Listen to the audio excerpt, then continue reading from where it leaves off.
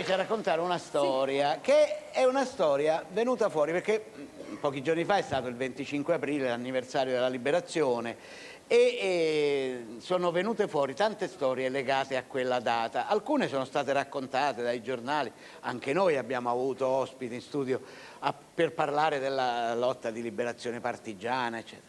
Ma ci sono delle persone che diciamo, sono legate al 25 aprile anche perché nel periodo dell'occupazione, quella che terminò con il 25 aprile, hanno dato mostra di grande coraggio, di grande altruismo.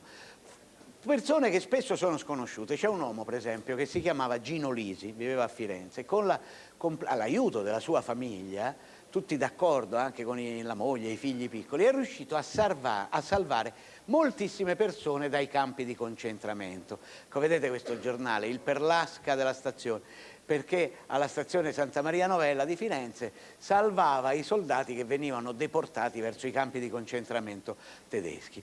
La persona che stiamo per incontrare, che ha poi vissuto per tanti anni in Venezuela, è uno di quegli uomini, è stato salvato da Gino Lisi ed è tornato in Italia proprio non per riabbracciare lui perché non c'è più, ma almeno conoscere qualcuno dei suoi discendenti e dire loro grazie. Il signor Bruno Marcuzzi, buongiorno signor Bruno. Piacere mio, come sta? Piacere di vederla in vivo. Grazie. E di complimentarla per il suo programma. Che grazie signor Bruno. Vedo. Il signor Bruno è stato 50 anni in Venezuela. 53. 53 anni in Venezuela, quindi non poco. Tutta una vita. Tutta una vita. Però anche se quelli sono ricordi lontani, il 1943, insomma, sono più di 60 anni, però lei non dimenticherà mai quel sono giorno. rimasti vivi e limpidi, che mi hanno permesso 3 anni fa di scrivere un libro tra i quali c'è l'episodio successo con Gino Lisi. Ecco, lei era militare. Ero militare, sì. Quindi dopo l'8 settembre, dopo l'armistizio, molti militari vennero fatti, quelli che si rifiutarono di collaborare con il nuovo governo repubblichino, vennero fatti prigionieri dai tedeschi e deportati. Quando ci hanno annunciato che l'esercito era sciolto perché il re e Badoglio erano passati dagli alleati per l'armistizio convenuto. Sì, poi erano proprio scappati, il re era proprio scappato. Allora siamo lasciati liberi di ritornare alle nostre case, che tutti abbiamo cercato di farlo in un modo o nell'altro, anche in quel momento l'Italia era congestionata da centinaia di migliaia di soldati che volevano... Sì, allo sbando, perché non c'erano ordini, non si sapeva che cosa bisognava fare, e quindi molti decisero di andare a casa. In realtà i tedeschi pretendevano che i militari italiani entrassero a far parte delle fila di questo nuovo esercito repubblichino della Repubblica d'Italia. Molti non aderirono e i tedeschi tanti li fecero prigionieri. Ma comunque fino al momento non c'era stata fatta nessuna proposta del genere. Ecco, lei dove venne fatto prigioniero? Dove venne catturato? A Firenze. A Firenze? Sì. Io ero a Roma. A Roma era stazionata l'armata Po, nel quale c'erano centinaia di migliaia di soldati, e nei dintorni di Tivoli, cioè nelle periferie di Roma, si può dire, Palombara, Tivoli. E lì siamo partiti, cioè a Monte Mario era la nostra concentrazione del nostro proprio qua reggimento. Sì. E di lì siamo partiti, una volta lasciati liberi, in una sidecar. Io guidavo con altri 2 compagni.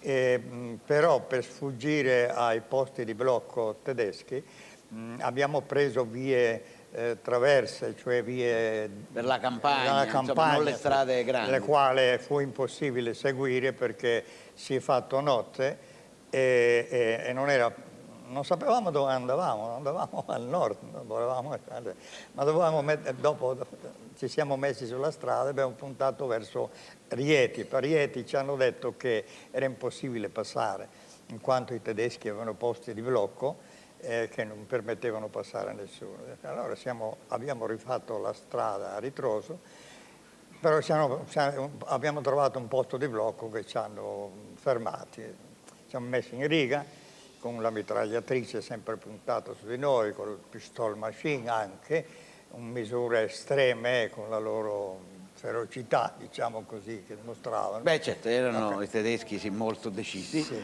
E No, quindi siete stati- erano risentiti perché pensavano, Si sentivano traditi, noi eravamo traditi, ok.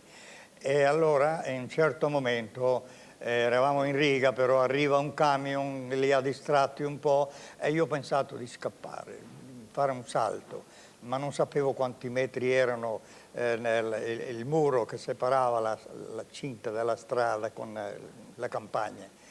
E avevo un sacco, ho buttato il sacco per sentire un po' come Quanto era profondo. quanto era profondo. E ho calcolato dai 3 ai 4 metri, dico io mi butto. I miei compagni Non se la sono sentita. no, non se la sono sentita, non solo, mi hanno avvertito, poi guarda che se scappi ti seguono.